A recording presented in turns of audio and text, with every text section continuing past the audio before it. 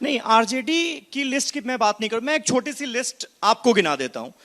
पटना में जहां पर हमारी अभी मौजूदगी है, इससे ही चंद किलोमीटर के फासले पर गोपाल खेमका का मर्डर, मुजफ्फरपुर में एक जेई की हत्या। 72 घंटे में पूरे क्राइम सॉर्ट आउट किए गए। लिस्ट सुन लीजिए सम्राट जी। मैं एक एक जवाब देते जाऊंगा ना, आपसे लूंगा, आप एक तरफा नहीं जाइए। एक साथ जवाब लेता हूं।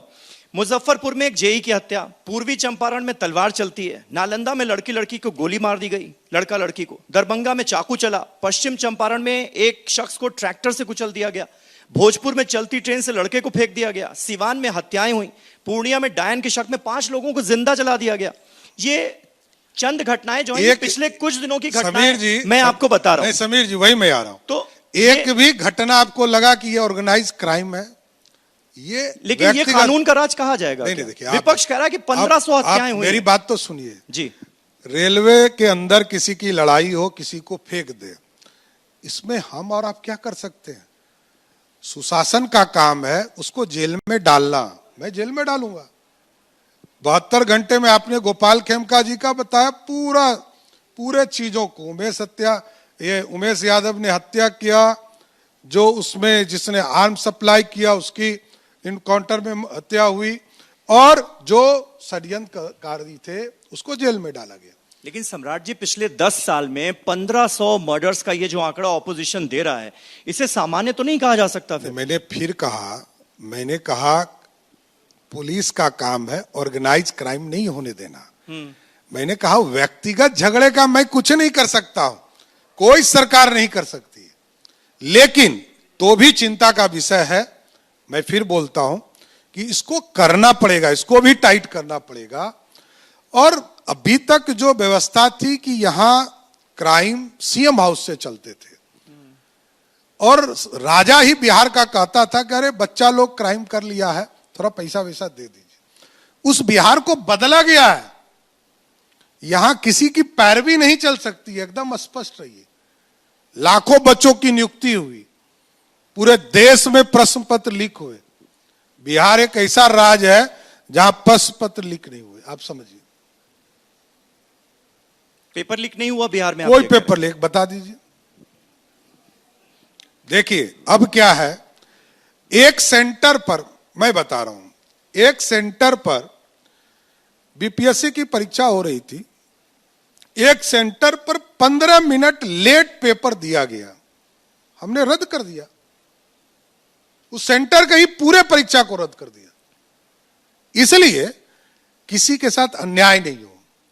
हम लोग नहीं भी कर सकते थे, लेकिन जब यह रिपोर्ट आया कि 15 मिनट प्रश्न पत्र हमारे बच्चों को लेट मिला, तो सरकार ने कहा कि इस पर विचार करना चाहिए बीपीएससी को। बीपीएससी ने विचार किया। वैसे हमारा रोल नहीं है, लेकिन हमारा स्पष्ट मानना है कि अन्याय किसी के साथ नहीं होना चाहिए। हमारे यहां प्रश्न पत्र लीक नहीं हो सकते। यह पूरा मैकेनिज्म बनाया गया है। ठीक है सम्राट जी, आपके पास भी वक्त की थोड़ी सी कमी है, इसलिए हम थोड़ा सीटों पर आ जाते हैं। प्रशांत किशोर, जन स्वराज के मुखिया, वो ये कह रहे हैं, दावा कर रहे हैं कि 25 से कम सीटें आने वाली हैं इस बार जेडीयू की। अगर ज्यादा आई तो मैं राजनीति से संन्यास ले लूंगा। बीजेपी 2020 से कम सीटें लाने जा रही। नहीं, मैं मतलब सरकार नहीं बन रही है आपकी।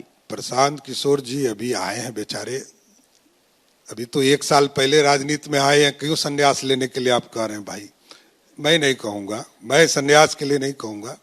भाई है, बिहार में कुछ करना चाहते हैं, लगे रहे। बिहार की जनता का भरोसा होगा, तय करेगा। वो कहते हैं कि जेडीयू में मैं नंबर 2 रहा हूं, तो मुझसे बेहतर कौन जानता है? अब मैं जानता हूं नंबर 1 वहां 1 to 10 नीतीश ही है। कहां आप हैं भाई? नीतीश कुमार ही फर्स्ट है और लास्ट भी वही है, कोई दूसरा नहीं है। नीतीश जी का आपने जिक्र किया, नीतीश जी की तबीयत कैसी है इन दिनों? पूरा शासन चला रहे हैं। आज के तारीख में भी, अभी आप देखिएगा 10 मिनट के बाद ही मैं उनके साथ हूंगा, और पूरे लगभग 1,09,00,000 हमारी जो विधवा बने हैं, दिव्यांग भाईजन हैं, और हमारी जो वृद्ध जन है, सबको उनके खाते में राशि देने का काम करेंगे।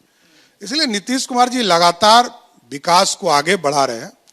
और ये बिहार बनाया है उन्होंने, किसी मुख्यमंत्री ने काम नहीं किया। किसका नाम लूं? श्री बाबू के बाद एक व्यक्ति का नाम ले लीजिए जिसने कोई नींव भी डाला हो। थोड़ा मोड़ा सामाजिक न्याय का काम यदि किसी नेता ने किया तो कर्पूरी ठाकुर जी ने किया, और लालू प्रसाद और कांग्रेस ने तो लूट ही लिया बिहार को। मतलब घर से निकल ही नहीं पाएगा ये लोग सत्ता में आ गए तो। मतलब आप ये कह रहे हैं कि नीतीश कुमार जी की इस वक्त जो तबीयत है, उनकी शारीरिक और मानसिक स्थिति जो है, वो बिहार की जनता के लिए सही है? देखिए, 1.5 साल पहले लालू जी का बयान निकाल लीजिएगा, आपको पता चल जाएगा वो क्या कह रहे थे। लालू जी कह रहे थे कि नीतीश जी अच्छे मुख्यमंत्री हैं। इसलिए देखिए, सत्ता के विरोध में बैठा व्यक्ति क्या कह रहा है उससे पता नहीं चलता है। सत्ता में बैठकर यदि कोई सिस्टम नहीं चल रहा हो तब गलत हो सकती है। लेकिन आपने पिछले 1.5 साल की बात की, तो 1.5 साल पहले तो वो इंडिया गठबंधन की बैठकों में भी नजर आते थे, लेकिन पिछले 1 साल से वो मीडिया से मुखातिब नहीं हो रहे हैं, मीडिया के सवालों का जवाब नहीं दे रहे हैं। पब्लिक व्यू में आते तो हैं लेकिन सवालों के जवाब देने के लिए सामने नहीं आते। अभी भी दिल्ली गए थे, एनडीए की बैठक में भी थे और आगे भी लगातार वो चर्चा करते रहते हैं। आखिरी सवाल आपसे, नंबर 1 नीतीश कुमार हैं, ये आप लोग कह रहे हैं, चेहरा वही है, मुख्यमंत्री क्या वही होंगे? देखिए, मुख्यमंत्री आज भी वही है और कल भी वही रहेंगे, इसमें कोई प्रश्न ही नहीं है। नीतीश कुमार जी बिहार के विकास के शिल्पीकार हैं, इसलिए नीतीश कुमार जी का नेतृत्व आगे भी कबूल है सबको। तो उनका जो नारा है कि 25 से 30 नीतीश, तो वही मुख्यमंत्री रहेंगे 5 साल अगर आप लोग जीत कर आते हैं। इसमें प्रश्न कहां उठता है? नीतीश कुमार के ही नेतृत्व में चुनाव में जा रहे हैं, आगे भी वही रहेंगे। प्रश्न बस नंबर 2 की भूमिका पर नहीं, वो भूमिका आप निभाने के लिए तैयार हैं? नहीं, वो तो भारतीय जनता पार्टी का कोई नेता तय करता है कि हमारे यहाँ कौन नेता होगा। मेरे को 2025 तक सरकार चलानी है और नीतीश जी के सहयोगी के तौर पर मैं वो काम कर रहा हूँ। धन्यवाद। बहुत बहुत शुक्रिया, बहुत बहुत शुक्रिया सम्राट जी हमसे बात करने।